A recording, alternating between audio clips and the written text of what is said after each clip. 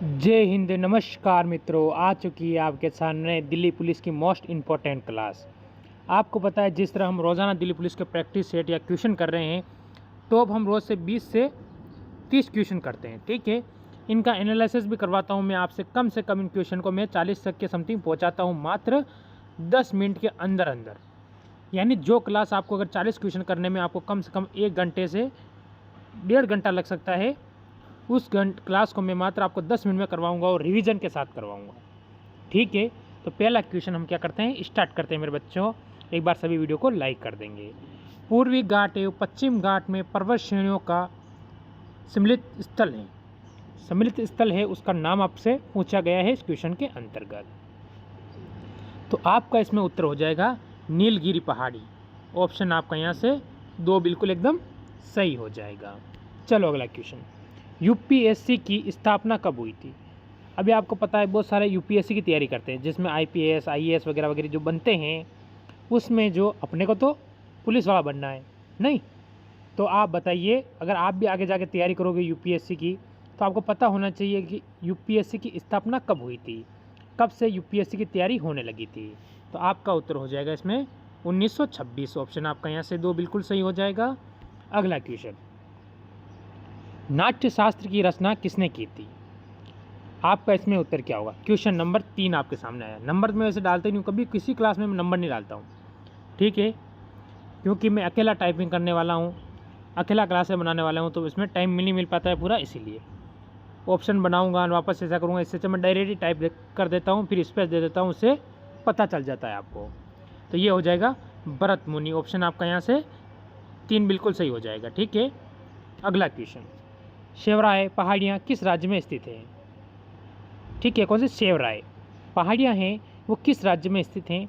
जैसे राजस्थान, जैसे राजस्थान का अगर आपको पूछ ले, अरावली है ना, आपको पता है। एक मिनट, अरावली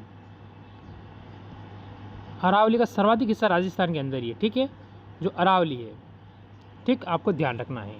तो आपसे पूछा गया है कि कौन सी, तो ये हो जाएगा तमिलनाडु। ऑप्शन आपका 4 बिल्कुल सही हो जाएगा। अगला क्वेश्चन, अंतर्राष्ट्रीय व्यापार का पहरी किसे कहा जाता है? जो अंतर्राष्ट्रीय यानी एक राष्ट्र से दूसरे राष्ट्र में, यानी एक देश से दूसरे देश में जो व्यापार होता है, उसका जो पहरी किसे कहा जाता है, उसका नाम क्या होगा? विश्व व्यापार संगठन। ऑप्शन अपना 4 हो जाएगा। बताओ, मोस्ट इंपॉर्टेंट क्वेश्चन है कि नहीं है? है।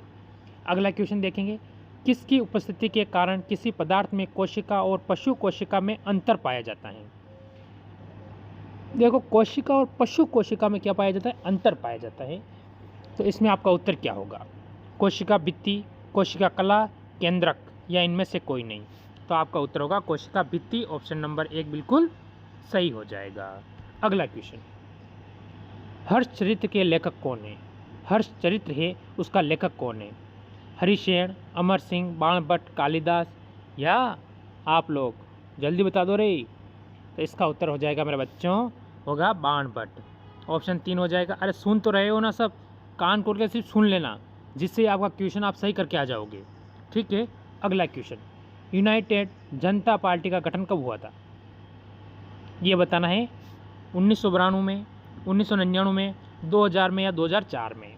हमारा उत्तर इसके अंदर क्या होगा? तो हमारा उत्तर हो जाएगा 1999। ऑप्शन नंबर अपना 2 बिल्कुल एकदम सही हो जाएगा।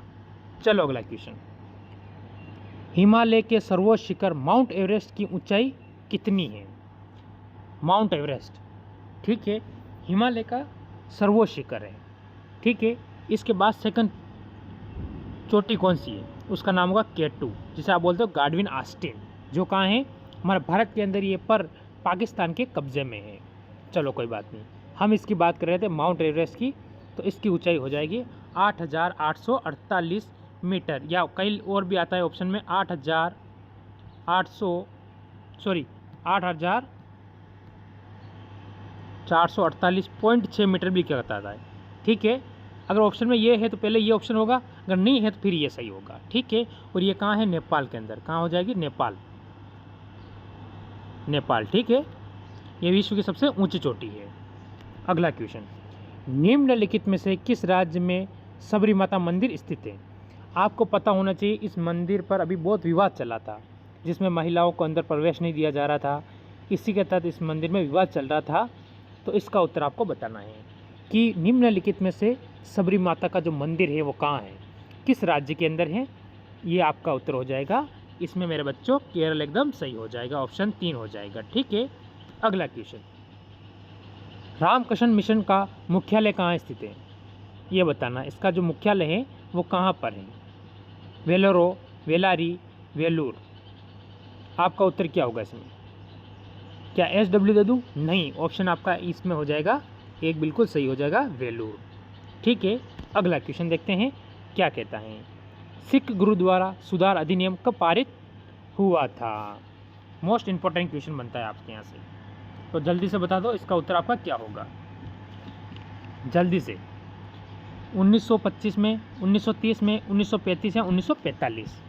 तो इस क्वेश्चन के अंदर आपका उत्तर होगा 1935 के अंतर्गत, या 25 के अंतर्गत। ऑप्शन आपका यहाँ से एक बिल्कुल सही हो जाएगा। ठीक है बच्चों, अगला क्वेश्चन, निम्नलिखित में से किस व्यक्ति ने सर्वप्रथम स्वराज शब्द, ठीक है, का प्रयोग किया और हिंदी को राष्ट्र भाषा माना? सबसे पहले आपसे पूछ सकता है, इसमें आपके 3 क्वेश्चन या 2 क्वेश्चन क्लियर हो जाते हैं। देखो, सबसे पहले स्वराज शब्द का प्रयोग करने वाला व्यक्ति, ठीक है, और हिंदी को राष्ट्रभाषा मानने वाला व्यक्ति, दोनों क्वेश्चन आपके यहाँ से क्लियर हो जाएंगे। तो उनका नाम क्या होगा महान पुरुष का, ये बताना है। तो इसका उत्तर हो जाएगा स्वामी दयानंद सरस्वती। ऑप्शन आपका यहाँ से 2 बिल्कुल सही हो जाएगा। चलो अगला क्वेश्चन, क्वेश्चन नंबर 14 आपके सामने। निम्नलिखित में से किस वर्ग को सर्वप्रथम पश्चिम सभ्यता में प्रभावित किया था? किस वर्ग को किया था? जो पश्चिम की सभ्यता, यानी जैसे सिंधु घाटी हो गई, या कालीबंगा हो गई, मोहनजोदड़ो हो गई, चंद्रदुर्ग हो गई, लोथल हो गई, ऐसे करके बहुत सारी हैं, तो आपको बताना है प्राचीन सभ्यता। ठीक है, तो आपको पता है शिक्षित हिंदू मध्य वर्ग को। ठीक है, ऑप्शन आपका यहाँ से हो जाएगा 3 बिल्कुल सही हो जाएगा। अगला क्वेश्चन, एनी बेस्टन भारतीय राष्ट्रीय कांग्रेस की अध्यक्ष बन गई थी, यानी कब बन गई थी? हमसे पूछा है कि एनी बेस्टन है जो भारतीय राष्ट्रीय क्या है कांग्रेस की अध्यक्ष कब बनी, तो कब बनी है ये बताना है इस क्वेश्चन के अंतर्गत। 1914 में, 1915 में, 1916 में या 1917 में? हमारा उत्तर हो जाएगा इसमें ऑप्शन नंबर डी, 1917। ठीक है बच्चों, अगला क्वेश्चन, गायत्री मंत्र की रचना किसने की थी? गायत्री मंत्र आप सभी को अगर स्टूडेंट लाइफ में बोलना ही चाहिए, जो मन को एकत्रित करता है। तो गायत्री मंत्र जैसे हो, जल्दी से बता दो। भूर्भुवस्वः तस्मवितुर्वरेण्यं वर्गो देवस्य धीमहि धियो यो न प्रचोदयात्। ये आपका क्या होता है? गायत्री मंत्र होता है कि होम भूर्भुवस्वः तस्मवितुर्वरेण्यं वर्गो देवस्य धीमहि और धियो यो न प्रचोदयात्। तो आपका उत्तर होगा विश्वामित्र। ऑप्शन यहाँ से 2 हो जाएगा। अगला क्वेश्चन देखेंगे, नंदवंश का अंतिम सम्राट कौन था, जिसको हटाकर फिर नंदवंश के बाद किस वंश की स्थापना हुई थी? मौर्य वंश की। ठीक है, उसका नाम बताना क्या है। उसके बाद क्या हुई? तो मौर्य वंश की स्थापना हुई थी। तो अंतिम शासक का नाम आपसे पूछा है, वो हो जाएगा गणानंद। ऑप्शन आपका 2 बिल्कुल इसमें सही हो जाएगा। चलो अगला क्वेश्चन, अर्जुन पुरस्कार की शुरुआत किस वर्ष हुई थी? अर्जुन पुरस्कार कब दिया जाने लगा ये बताना है। मोस्ट इम्पोर्टेंट होता है अर्जुन पुरस्कार किस क्षेत्र में दिया जाता है? ये होता है खेल क्षेत्र में। ठीक है, आपका उत्तर होगा 1961 के अंदर। ठीक है, 61 में दिया जाने लगा। अगला क्वेश्चन आपके सामने, आदि काव्य की संज्ञा किसे दी गई है? आदि काव्य की संज्ञा किसे दी गई है? जैसे कि रामायण, महाभारत, गीत गोविंद या श्रीमद् भागवत गीता। तो आपका उत्तर इसमें क्या होगा? जल्दी से, ये आज आपका सेकंड लास्ट क्वेश्चन है, रामायण। ऑप्शन अपना 3 हो जाएगा। ठीक है, देखो अगला क्वेश्चन, अंतर्राष्ट्रीय व्यापार न्यायालय कहाँ स्थित है? ठीक है, सॉरी क्या होगा, अंतर्राष्ट्रीय जो न्यायालय हैं वो कहाँ पर स्थित है? कहीं दिमाग कहीं और चला गया था। तो इसका आपको मेरा उत्तर मेरे को कमेंट करके बताओगे। आज का ये लास्ट क्वेश्चन आपका SW के तौर पर रहेगा। और ज़रूर बताना कि कितने क्वेश्चन आपके सही हुए हैं और कैसी लगी क्लास। अगर अच्छी लगी हो तो एक बार लाइक कर दें। और पूरी देखने के लिए सभी भाइयों को बहुत बहुत धन्यवाद। जय हिंद, जय भारत के साथ इस क्लास को मैं क्या करूँगा, आज की क्लास को यहीं विराम देना चाहूँगा मेरे बच्चों। जय हिंद।